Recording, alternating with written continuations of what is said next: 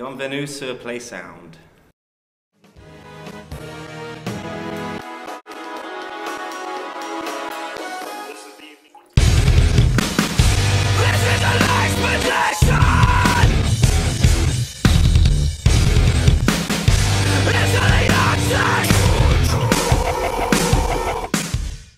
Definitely.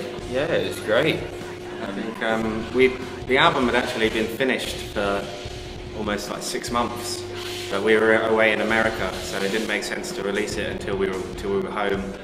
So really, the hardest thing was waiting for people to hear it. You know, as a band, you want people to hear it straight away and get a reaction. But since it's been released, it's just been incredible, really. Like online, hearing what people have got to say, you know, as well through the press and everything, and all the reviews and everything's been great. So yeah, we're chuffed.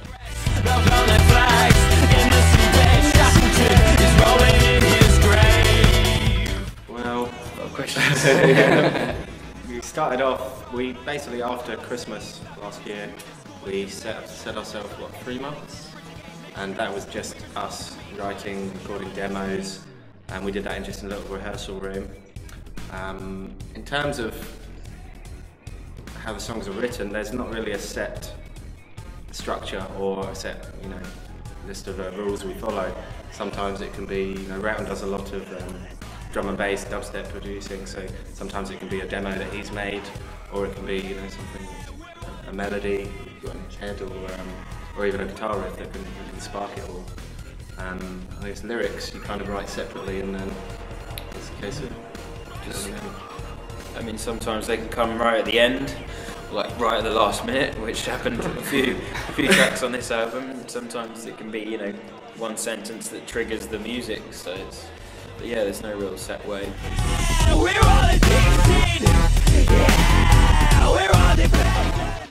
We've known Dan well for quite a long time now.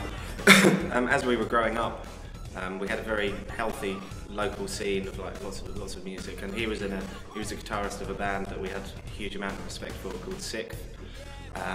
They wrote just incredibly intricate songs.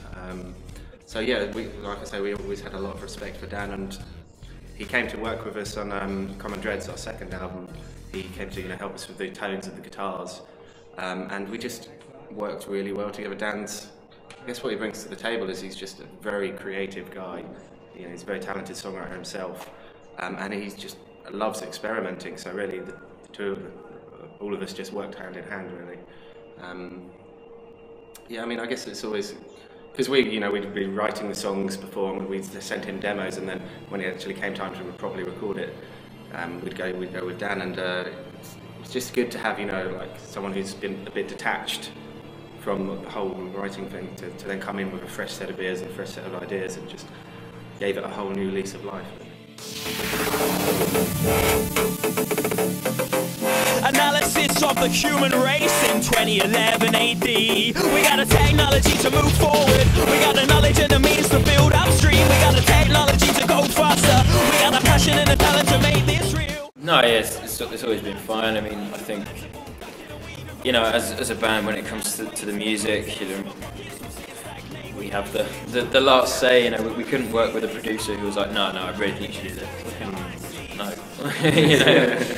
So Dan's awesome. You know, he'll offer like ideas, and we'll try them out, and if they work, they work. And usually he's got awesome ideas. So yeah, there was never really any problem. I think those kind of big scale producers you hear about are, you know, really for more like pop acts, really. You know, like where they know the label knows exactly what they want, and they just hire someone who can produce, who can deliver. Whereas with us, you know, we've always had a ton of ideas, and the excitement with our band has always been, where's it going to go next? You know, so the ideas have always first and foremost come from us, and Dan was just there to shape it and to control it.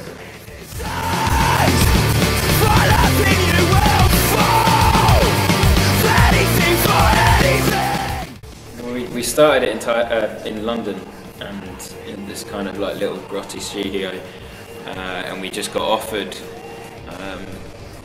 to go out into Thailand and use this brand new state-of-the-art studio, and we got offered a really good deal. Like it would have been about the same price to record in London as it would in Thailand, so we were just like, yes.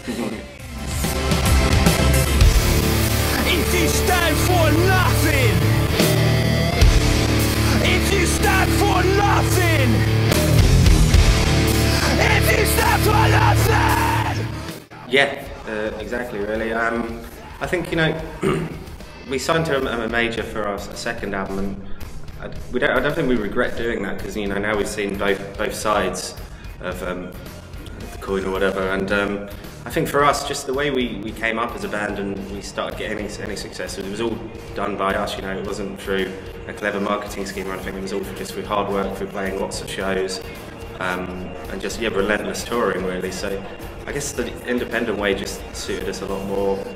With major labels, there could be something just drastic that changes any moment. Someone could get fired, and then your A&R guy's gone, and no one knows why you're signed to the label, or some accountant from at the top of the label that you've never even met says no, this can't happen, that money can't be spent. So it slows everything down really for us, and we've always been a band that we have an idea, we want to just do it and run with it quickly. So it's a lot more. It's just definitely for us really. We're aware they're trying to take away our means. We're aware they're trying to take away our dreams. Well, when you're in a band that's very much comes from a hardcore punk background, when you're on stage and you're running around like a headless chicken every night, it has to be about something that's really passionate and fills you with emotion and energy. And for us, there's so many bands, and even most of mainstream music is just, it's not saying anything, it's just mind-numbing, it's just soulless. So we're just trying to rebalance that and just talk about things that we think are important and should be spoken about, instead of glorifying violence or greed, rappers talking about bitches and money, and it's just like, that doesn't resonate with us whatsoever.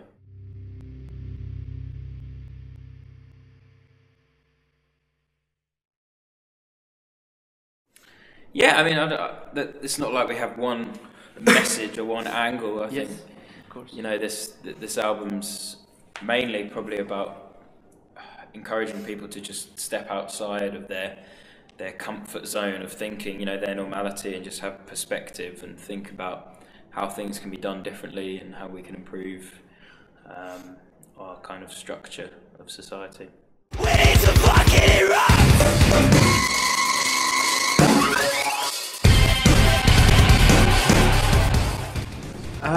Well, for us, the aim has always been to write music that's interesting to us, and we've never really felt the need to regurgitate anything we've heard before, so it actually came very natural to us. Yeah, I mean, we never really understood why, I don't know, any bands or anything limit themselves to the rules or boundaries of the one genre. For us, it's like there's so much out there, we just want to express ourselves in so many ways. So yeah, it just kind of came really naturally, really. Now they're cracking under pressure from our I don't think we really think too consciously about what music we're making. Is it important? Is it do we want to challenge people and stuff? I think it just really is just quite organic. As Chris was saying, we're kind of lucky enough to be brought up with all sorts of different types of music. So for us, we still are just absorbing in all the music we hear, mixing it together and pushing it out. It's quite simple and scientific, really. I mean, so I think what we're doing is a lot more normal or sane than people that just say like, oh, I'm a metalhead, I only listen to metal and everything else is shit. It's just, that's just quite silly. That's just like saying, I'm only going to eat chocolate cake, I'm not going to eat lemon meringue or like some tasty sponge or donuts. It's just limiting yourself.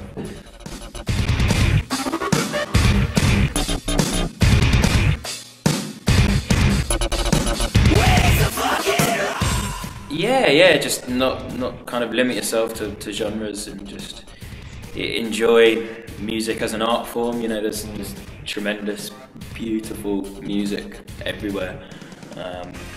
There's just so much freedom within music that we can never understand why you wouldn't want to explore as much of it as you can.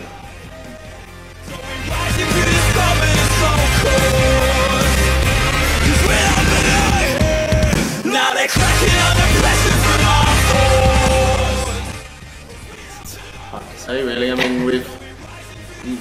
you never really know what's around the corner or what we're going to be listening to or experiencing that will have an impact on how we sound. I think the only thing we'll ever say is that we'll always make music that's interesting to us, and we'll always try and push ourselves out of our comfort zones. So, in that way you kind of guarantee you're going to be making something that's interesting. Come and join the party, leave anxieties behind. When the weight of all the world is Yeah. You always get some people who say, why don't they sound like their first album? Yes. But for us, that was never ever going to happen because, it's a progression. We want to grow as a band. But yeah, in general, the new album, we've played 3 album release shows in the UK, and the reaction to the new material was just unbelievable. The first day the album was released, people knew the lyrics and were screaming it back at us. So it just shows the excitement, really, which is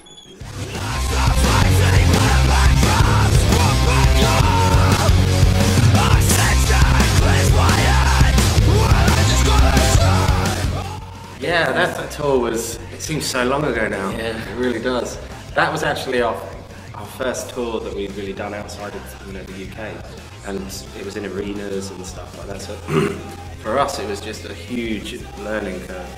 We were we were young and very excitable at the thought of being on tour with 2 big bands. With the Big Billy Talent and Alexis on Fire, we were fans of. So I guess we were quite immature at the time about it. But yeah, I mean, all of that tour was really good fun. And yeah, like I said, big learning curve. So you think as a band you get to a certain point and you think you've learned a lot, and then you come and do something on a lot bigger scale, and then it's like you're like starting secondary school again, and you're right at the bottom again. You have to build up again. So. nice guys until we're not.